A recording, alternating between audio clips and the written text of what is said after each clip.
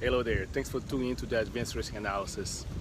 At the Indy 500, Fernando Alonso was compromised from the get-go. In his first practice, he was actually in the top 10. But after that crash, he was no longer able to qualify in the, practice, set times in the top 20. So from his practice shunt, he was already compromised. And that carried on all the way to the race. And in the race, he had 7 pit stops, and that was to rectify understeering issues, clutch issues, and a whole bunch of other stuff. So pretty much that was related to his practice crash. And the practice crash is what brought him down, pretty much. So if he had never had the crash, if you want to estimate where he would have finished, we just have to watch his teammates, what his teammates did. Patricia Ward and Oliver Askew. Oliver Askew actually had some time in the front before he crashed, and Patricia Ward actually finished 6th overall. And so that's potentially what Alonso could have possibly done himself if he had a chance to finish the race. If he had a good car, a good solid car.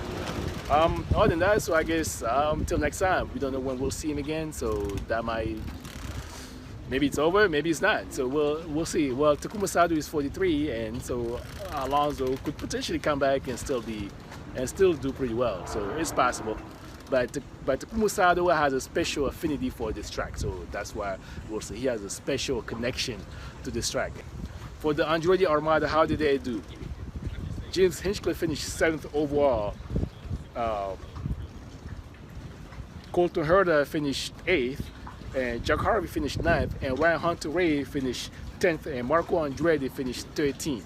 I mentioned Jack Harvey because he's kind of quasi the 7th Andretti car, because Maya Schenk is getting some technical support from Andretti, so that's why. So he kind of like the 7th Andretti car, and so pretty much that's their real pace as opposed to what they did in qualifying. So their qualifying pace was actually their top speed pace, but as their real race pace, that's where you saw them finish. So their real race pace is somewhere in the top 10, but not at the front of the pack, not in the top 5. So so the real race pace is about 7th, 8th, and 9th. So that's where the real race pace is.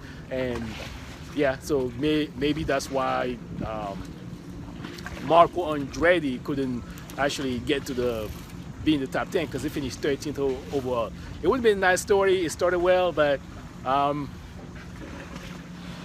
to be rude to him, but I don't think anyone is surprised that he finished 13th. I mean, it's a good result, but it's just that the pole actually brought a heap of expectations. So I wouldn't say he did bad because he had the pole, but it's a good result, but it's just that the pole actually brought that much more expectation, and which is kind of unfair. So that's why I say in my preview that people expect him to win it, but Graham Rahal, he almost got it. So Marco Andretti couldn't quite capitalize on the pole and winning the Indy 500 for his father's team. But Graham Rahal almost did it. He was 3rd overall, almost. Maybe if they had restarted the race, he could have passed Scott Dixon on the restart and then got to Takuma Sato. As far as for Takuma Sato, the restart, why wasn't there a red flag and so they could have a restart and have 5 laps to duke it out for the win? Well, okay. The yellow flags can bring other yellow flags, because if it was a 5-lap restart, potentially it could have taken out some more people, where more people could have been out, and because it's only 5 laps, people will go for broke and see what they could get done. Graham Rahal could have decided, hey, I'm going to lay on the line, see if I could potentially get to the front. I have nothing to lose. So, and then other people could do that, so it could bring more. Another yellow flag, and we potentially wouldn't get the 5 laps of green running.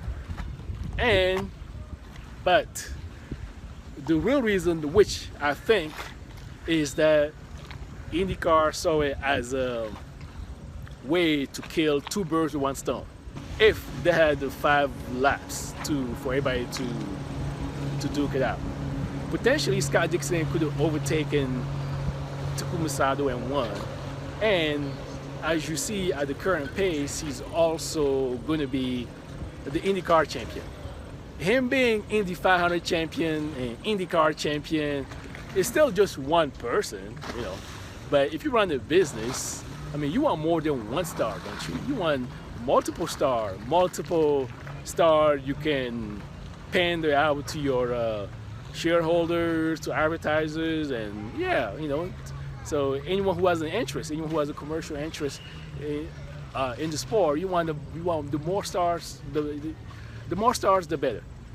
Having Takuma Sato win it brings another star into the fold. He's already a star, but him winning it and making him more of a bigger star, because besides the Indy 500, he's not really a title challenger. So by him winning the Indy 500, it brings a bigger dimension to IndyCar. It brings in all of Japan. Will now pay attention to IndyCar now. So pretty much, I think it was a business decision. What's happening, man? Hello, how are you?